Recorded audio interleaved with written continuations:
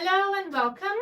I'm Ella, and this is our third session for the mini course from self-doubt to self-trust. So if you're seeing this video for the first time, I kindly ask you to watch the previous one and come back to this one because the course is related, these sessions are related together and you might miss some points.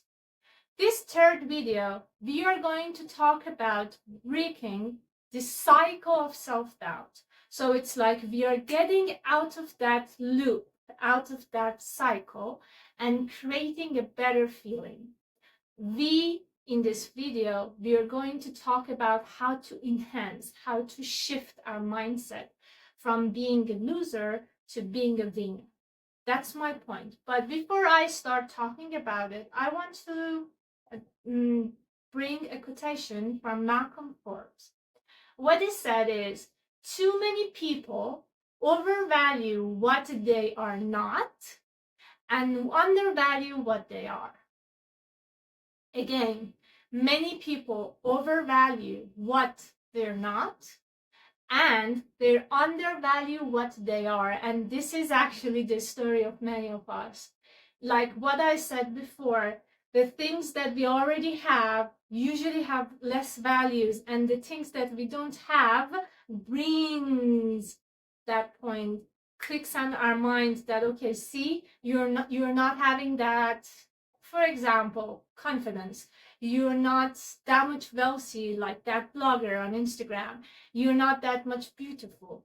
But these are all the values that we just compare, and it doesn't bring anything, any points, any actions to our life.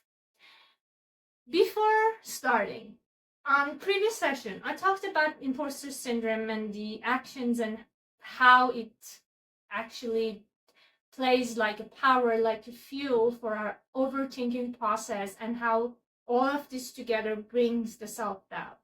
Now it's the time to put aside it. So I am going to talk about some tiny steps, just like a list, to give you this point to help you getting out of that imposter syndrome and bring more actions to your life rather than regrets. First, focus on facts. So instead of doubting yourself and stop doing something because you're doubting, because your perfectionism, because your anxiety, just take action. Go through it. It would be valuable when you have doubt and still you take action. So remember the story of my online job, how I started? I had the doubt, but I started filming. I knew that, okay, with the technicalities that I have at my house, it won't be very perfect video, but I still did it. I made the video, I published it, I started my online journey, I get the students, and it's 2025 and I'm working still online. So this is the point. Take the action with your self-doubts. Take the action that although you know that maybe mistakes will happen, but you're ready to face them and still you're going to do it. You're going to deal with points, you're going to deal with challenges. You take actions rather than getting stuck. This is number one. Number two, you can learn from other people. So I usually recommend to read biographies or other things, but start learning from others. Hear the story of their success. Don't copy paste them. Try to understand it, absorb it, and make it, I usually say, localize it depending on your own life, on your own characteristic and your style. Because what worked for Ella might not work for, I don't know, other people, might not work for Sarah, might not work for Michael. So you can just learn from it. It's like a hint, and then put it into practice based on your own life, on your lifestyle, on your actions, on your points. This is more valuable than just stick to the place that you are and never try anything because you want to be perfect. Start at actions. Learn from people. When I started I wasn't very much into social media. 2 years ago, one of my friends, she pushed me that, okay, your words are very motivational. People get motivated after your words. They start actions, things, points. So why don't you make your social media? Why don't you make your coaching page? Why don't you start guiding people, upgrading their life? This is what you really like to do. So I started doing it. I wasn't a person who was very great in social media. I had just an Instagram page, private one. I just scrolled every now and then, and that was all. From that time on, of course, I upgraded my page. Of course, I learned a lot. So I had self-doubt. I knew I wasn't perfect, but still I started to take the action. And step by step, while I was posting and learning, I was doing the actions on the other hand. And this is the reality of our life. Another point, never fight with your feelings. Be a great observer. Feel them, understand them, write down so you will see what's going on, what are the points, what are the actions. And sometimes you feel scared, you know how to deal with it.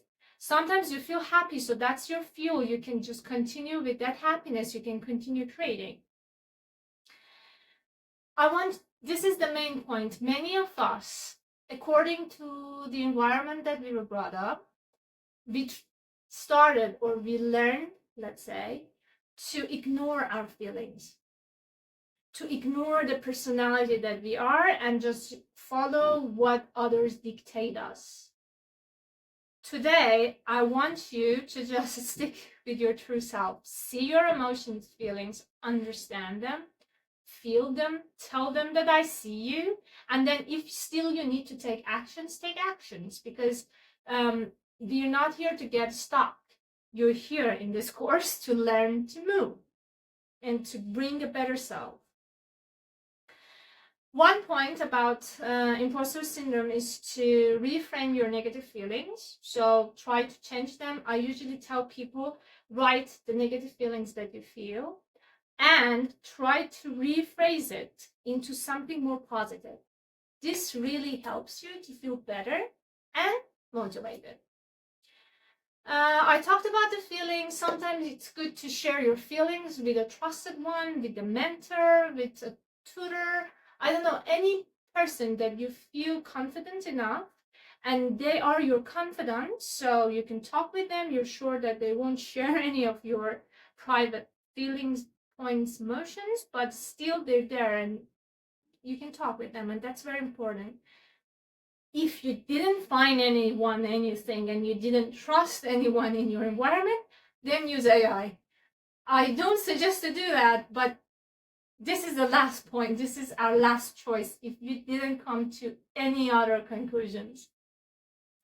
And one point that I usually tell all my coaches, people who take coaching sessions with me, celebrate your wins. Give yourself rewards for all those tiny steps that you make.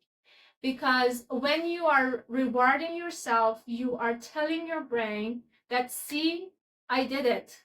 I felt I wasn't enough, but I still did what I need to do. I knew that I wasn't ready, but I still take the step, and this is my success, even the little tiny one. You will feel happy. The brain would not stop you from taking other steps because you already are celebrating your winning. You're celebrating those small things, challenges, or even change that you bring to your life. So do that. It brings best feelings. Even you can go to the coffee shop, buy your favorite coffee or your favorite chocolate, sweets, everything, and just say that, okay, this is my reward for taking that special step. Even if you were among those people who usually won't go through self-development courses, and now you're here, that's a huge change for you. So you need to give yourself a reward. And that's all. That's the beginning. That's the huge step that you will start doing it. So you're not waiting for others to see you winning. You're doing it yourself. That's the point. You're creating your self trust and your self-confidence. One point I wanted to share. So as I said, in order to bring a better person, not a better person, a more trusted personality, more confidence in your characteristic, you need to bring little change, little habits, micro habits into your life. So if you need a guidance, Atomic Habits is the best point, is the best book to help you find those little habits, how to deal with them, and everything. On the website, you can find some parts of the book. We talked fully about Atomic Habits in our coaching clubs and in our book clubs. So if you like, you can join us there. But the point is that in this book, the author fully discusses how to make micro little habits for your everyday, how they change your life, and how it actually brings the best thing for your life, for your things, for the things that you do. So don't forget, in order to bring more self-confidence into your life and into your characteristic, you need to bring and make little changes. And this could be the first guidance. You can find the summary of the book. You can read the book itself, or you can find audiobooks depending on your style. Everything relates to you, but I really suggest you to read this book. It helps you to start challenging yourself, your thoughts, creating more confidence and bringing better personality. You're not here to completely change yourself. You're here to bringing a better self. For example, I'm here to bringing a better Ella, to create a better Ella out of that previous Ella. So that's the point. Now, as a challenge and as an exercise, we usually do at the end of each course, not the course, at the end of each video, I want you to choose one thing you've been avoiding because you were doubting about yourself, your skills, you thought that you were not ready to deal with that. Choose one thing, take one step, and start doing something related to it today, or if you're watching this video at night, tomorrow. Don't postpone it for another Monday, another month, start of 2026. No, just today. Even if today you're watching the video at the last day of December, start doing it. We are not talking about planning. We're not talking about goals. I want you to take action and see how it changes. So again, this is the challenge. Choose one thing that you were postponing because you didn't trust yourself to do it, and take only one step toward that. I will see you in the last video.